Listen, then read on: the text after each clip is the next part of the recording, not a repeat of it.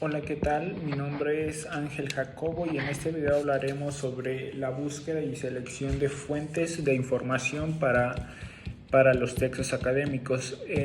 Es importante saber una diferencia clave que hay entre escribir una novela, un cuento o algo, que esto va más basado a un estilo más figurativo, y pues el escribir un texto académico va más en apoyarte, en ayudarte de autores que te anteceden, que ya han hablado anteriormente del tema o de la disciplina en la que tú quieres abordar y quieres investigar.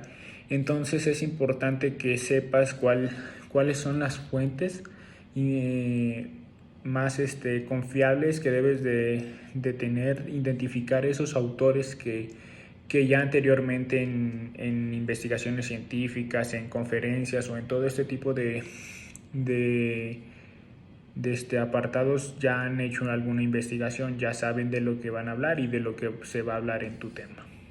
Ahora, otra cosa importante que debemos de tener en cuenta es dónde vamos a buscar. Ya como mencionamos un poquito antes en el video, debemos de tener en cuenta que para saber qué información vamos a buscar, para esto es necesario que aprendamos a revisar las fuentes con una mirada crítica informativa en la que seamos capaces de identificar las ideas principales de un texto, pero no solamente es el plasmar alguna idea de algún autor y copiarla tal cual en el texto. Se puede hacer esto en una forma de cita, una cita textual en donde tienes que poner entrecomillado lo que acaba de decir, lo que dijo el autor, pero para esto sería solamente un texto citado.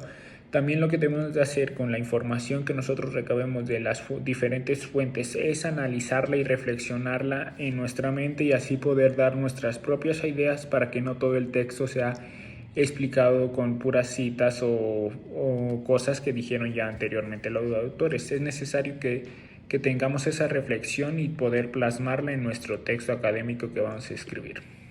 Ahora, ya sabemos que buscar y seleccionar fuentes, pero ahora, ¿cómo lo vamos a hacer? ¿Cómo vamos a identificar las ideas principales de algún texto? Por ejemplo, el ejemplo que nos maneja la información es sobre un cuento que maneja la superestructura y la macroestructura, que la macroestructura son todas esas, podemos decirlo, subgéneros que identifican a los cuentos, y la superestructura es esa base que tiene el cuento, el inicio, el nudo y el desenlace, el clímax, son esa parte, esa superestructura que tiene el texto y que todos los textos, todos los cuentos los van a tener. En cambio, la macroestructura sí puede ir variando de cuento a cuento, o sea, va dependiendo de qué tipo de cuento vamos a hablar, si un cuento de terror, de ciencia ficción, etc.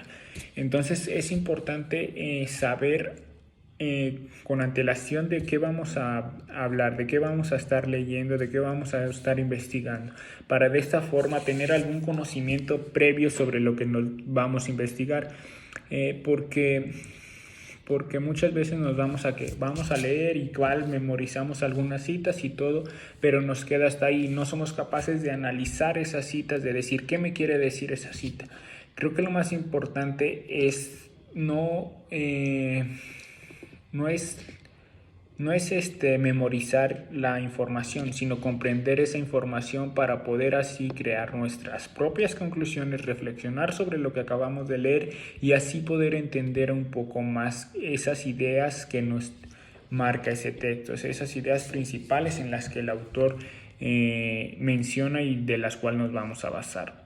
Ahora, es también importante conocer de dónde proviene la información o los datos que vamos a recabar. Por eso debemos debemos de tener esa revisión de la fuente, de su carácter arbitrario. Una fuente académica arbitraria hace explícitos sus criterios de publicación, revisión de manuscritos y conformidad del consejo editorial. La conformación del comité editorial, que explica quiénes son las personas que dirigen la revista, así como las que revisan o turnan la revisión de diferentes distribuciones de los aspectos de la revista publicar. Y también otro paso importante, bueno, pues son los pasos, valga la redundancia, de una buena revisión bibliográfica, que es identificar las fuentes arbitrarias. Una fuente arbitraria, como ya lo explicamos, son esa parte donde se llevan a cabo una serie de revisiones de procedimiento, de pertenencia, de relevancia, de originalidad del texto que estamos citando, que vamos a citar. También comprender e identificar las ideas principales de un texto, que esto ya lo revisamos anteriormente, sintetizar argumentos centrales de cada sección, o sea, saber sacar esas ideas, esa esencia de cada texto para no alargarnos mucho. También pensar el propósito de la revisión y volver a esta de manera continua. Saber para qué queremos esa revisión. Si vamos a llenar algún hueco de lo que no sea, de lo que no hemos investigado, o si para identificar la metodología que vamos a utilizar, en fin, una serie de cosas por la cual debemos estar revisando esta sección, y elaborar fichas de trabajo de cada sección revisada, esta con el fin de tener ya nuestras ideas claras en un papelito, qué es lo que nos va a servir, cuál es la síntesis que vamos a sacar de esa información y que ya la tenemos anotada en una ficha. Y por último, alguna herramienta que podemos utilizar para organizar nuestra información, tenerla ya en algún blog, en algún lugar, en una nube en internet, para que nos sirva para ya tenerla y poder utilizarla al momento de escribir un texto académico. Es Zotero, que sirve para todo esto que ya mencioné. Con el fin de ya tener toda esta información organizada y poderla citar de manera correcta a la hora de escribir un texto. Y bueno, pues esto es todo en este video. Me despido, mi nombre es Ángel Jacobo y nos vemos.